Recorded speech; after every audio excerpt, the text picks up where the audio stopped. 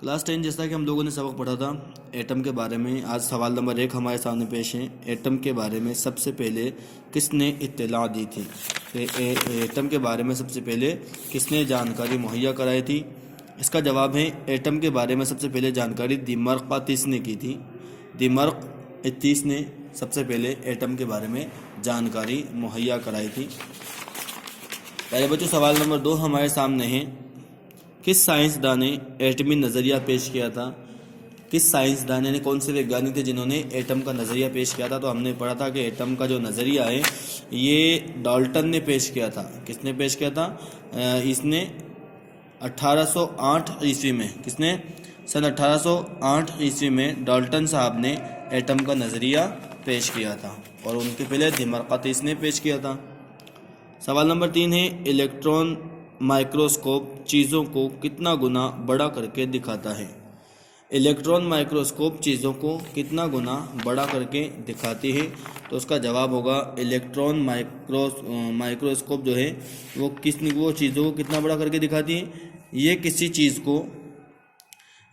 चीज़ को 10 लाख गुना बड़ा करके दिखाती है। कितना गुना? 10 लाख गुना बड़ा करके दिखाती है। यानी आज जो हमारे मोबाइल्स वगैरह काम करते हैं, मोबाइल के कैमरे कितने मेगापिक्सल काम करते हैं? 32, 16, 64, जबकि ये 10 लाख गुना बड़ा करके किसी चीज़ को दिखाते हैं। सवाल नंबर 4 है। एटम में कितने ज़र्रे होते हैं? एटम में कितने ज़र्रे होते हैं? तो उसका जवाब होगा कि एटम जो है वो कितने ज़र्रों से मिलकर के बना होता है? एटम खुद 3 ज़र्रों से मिलकर बने होते हैं जिन्हें इलेक्ट्रॉन, प्रोटॉन और न्यूट्रॉन कहते हैं। तो इलेक्ट्रॉन, प्रोटॉन और न्यूट्रॉन तीनों चीज़ बन करके एक एटम की तख्लीक करते हैं, एक एटम को बनाते हैं। पहले बच्चों सवाल नंबर 5 है। एटम के मरकज़े में कौन कौन से ज़र्रात होते हैं? सवाल नंबर 5 हमारे सामने है। एटम के मरकज़े में कौन कौन से ज़र्रात होते हैं? तो उसका जवाब है प्रोटॉन और न्यूट्रॉन मियाँ एटम के बीचों बीच विराजमान होते हैं। यानी प्रोटॉन और न्यूट्रॉन जो है वो एटम के बिल्कुल बीचों बीच, यानी कि मध्य में या केंद्र में या सेंट्रल में, मरकज़ में मौजूद होते हैं, हम यूँ भी कह सकते हैं। तो प्रोटॉन और न्यूट्रॉन कहाँ पर मौजूद होते हैं? प्रोटॉन और न्यूट्रॉन एटम के मरकज़े में या बीचों बीच मौजूद होते हैं। सवाल नंबर 6 है। इलेक्ट्रॉन कहाँ चक्कर लगाते हैं? सवाल नंबर 6 क्या है?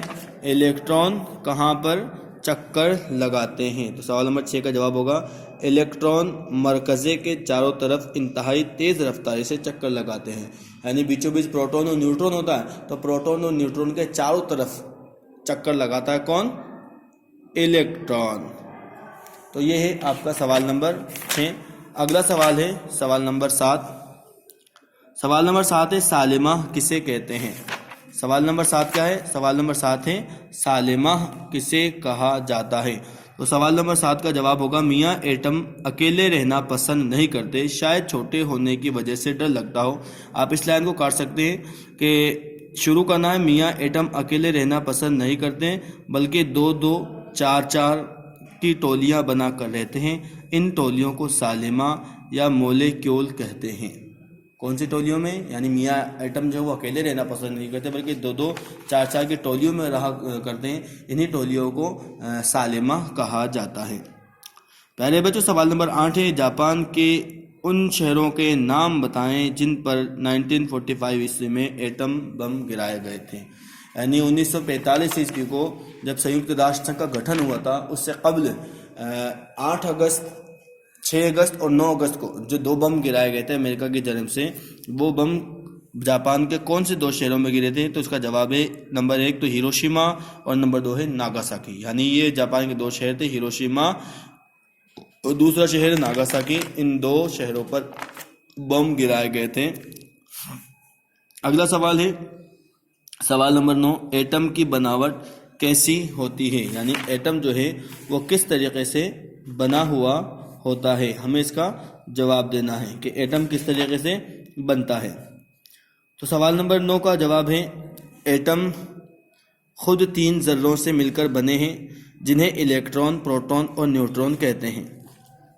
प्रोटॉन और न्यूट्रॉन मियाँ एटम के बीचों बीच विराजमान रहते हैं जिसे मरकज़ा या न्यूक्लियस कहते हैं, और इलेक्ट्रॉन मरकज़े के चारों तरफ इंतहाई तेज़ रफ्तार से चक्कर लगाते रहते हैं। तो जो है ये किस तरीके से बना हुआ होता है, ये इसकी बनावट कुछ इस तरीके से होती है कि प्रोटॉन न्यूट्रॉन जो है वो इनके दरमियान में यानी बीचों बीच मौजूद हैं और इलेक्ट्रॉन इनके चारों तरफ चक्कर लगा रहा होता है।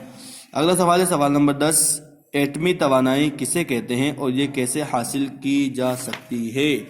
सवाल नंबर 10, एटमी तवानाई किसे कहते हैं और ये कैसे हासिल की जा सकती है। तो मियाँ एटम की इसी ताकत को एटमी तवानाई कहते हैं जिस ताकत से एटम जो है काम करता है या जिस तरीके से वो काम करता है उसकी तवानाई, उसकी ताकत या उसकी स्ट्रेटेजी या उसका जो स्टेमिना होता है या यूँ कह लिए उसकी जो ताकत है, उसकी जो मजबूती है जिसकी वजह से ब्लास्ट वगैरह होते हैं या जिसकी वजह से बहुत ज़्यादा विस्फोट होता है, उसी को एटमी तवानाई कहते हैं या उसकी ताकत कहते हैं। और ये मियाँ एटम के मरकज़े यानी न्यूक्लियस में मौजूद होता है।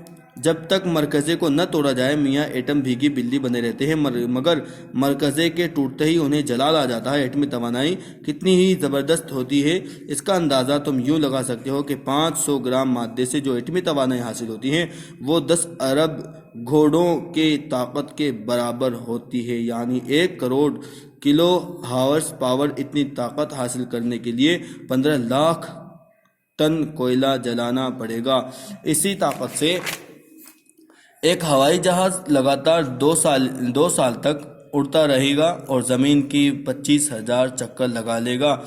इसी तरह 1 ग्राम मादे से जो एटमी तवानाई हासिल होगी उससे एक रेलगाड़ी दुनिया के चक्कर काट लेगी। ये यहाँ तक का आपको सवाल नंबर 10 का जवाब करना है।